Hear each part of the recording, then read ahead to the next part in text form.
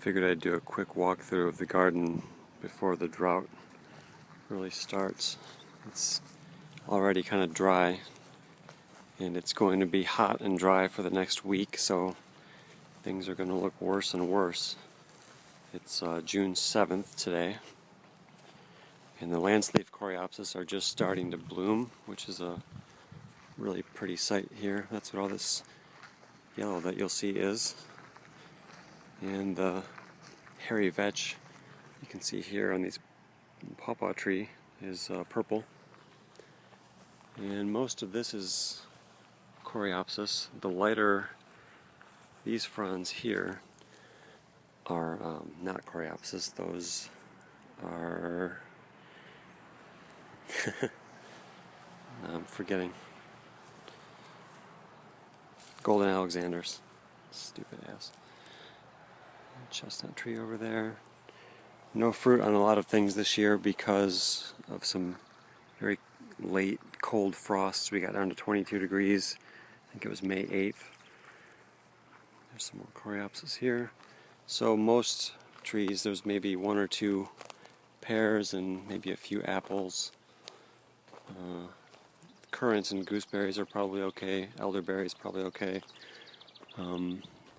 But no plums, no peaches, no Asian pears, no gummies. Cane fruit looks alright. You can see here, this is my nursery area, and you'll see this golden raspberry is loaded with fruit, if it'll focus. Going to be a good year for those.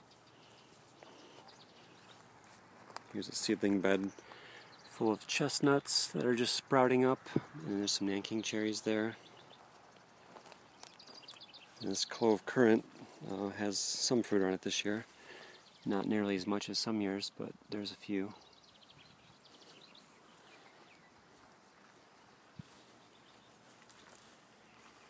And these are some old garden beds that are being transitioned over to perennials. And we'll take a quick peek over toward the back 40, but I'm not going to walk through the whole property. Might have a couple of quince fruits this year too, which is something I have not had yet, so that's pretty cool. A few nanny berries. So here's kind of the northern part of the back 40. This thing you see on the left over here is a new bed of chestnuts. That is about 25 Chinese chestnuts that I planted as a coppice block. It's not, I'm not growing those for the nuts necessarily. May get a few nuts off of them, but it's growing as a timber and pole-wood crop. So we'll see how that does. Milkweed is coming up, no flowering yet, but it's growing pretty well, and I'm letting it and encouraging it to spread everywhere around the property. Berry bed here. Things are looking okay for the moment, but I think they'll look a little rough in a week or so. Black locusts and chestnuts, I had both started leafing out quite a bit when that late frost came, so no flowers on the locusts, and only one of the chestnuts has flowers so far. There's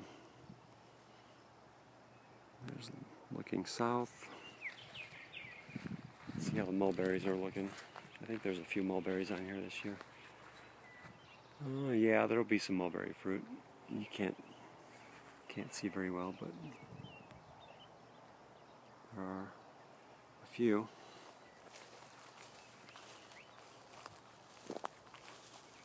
And walking south, this is my best chestnut tree over here. You walk to the other side of it and get better light. So this chestnut tree is probably at least 15 feet tall. You can see the top of it up there making a V. The trunk of it is a couple inches at least in diameter. You can see growing nice, no signs of blight. I think this is a timber oikos chestnut, and I wish all the other ones had grown this well. And most of the other chestnuts, a lot of them had weird dieback last spring, maybe after another late frost. So a lot of them regrew from the roots completely last year. And there's only one chestnut that I've seen that has flowers this year, and it's not this big beautiful one, it's a different one. So I'm not expecting any chestnut fruit since I've only got one tree flowering.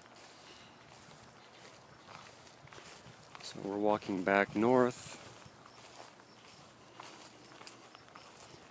along sort of the western edge of the back 40. Got some wild grape growing up here at the bottom of this mulberry. I'm just going to kind of let that go. May get some grapes sometime, or at least grape leaves. These black locusts have grown pretty well. It's one of the few fast-growing species here. So now I'm coming around to where the pond is going to be pretty soon. And you'll see behind the pond is the proudest new addition to the garden, is the roof finally on our garage over there, that blue roof. So this mowed section that you're seeing with the blue flags is where the pond is going to be, and the blue flags pretty much indicate where the edges of the pond will be. So we're going to walk through the pond, walk kind of to the middle of it, and look around maybe. And then our house, where we're going to build, will be where those orange cones are over there. You can kind of see in the middle ground. And that'll be looking out over this pond. The pond will be to the south of the house, kind of centrally located in the property somewhat. And that'll be a nice view and maybe a nice microclimate to grow things near. See if it gives us any season extension. And you've got the old sugar maple trees here. Gonna finish up this garage here in the next month or so, hopefully. Get started on the house project and the pond maybe in the meantime. And that's it. That's the quick tour of the garden for today. Gotta go run some errands.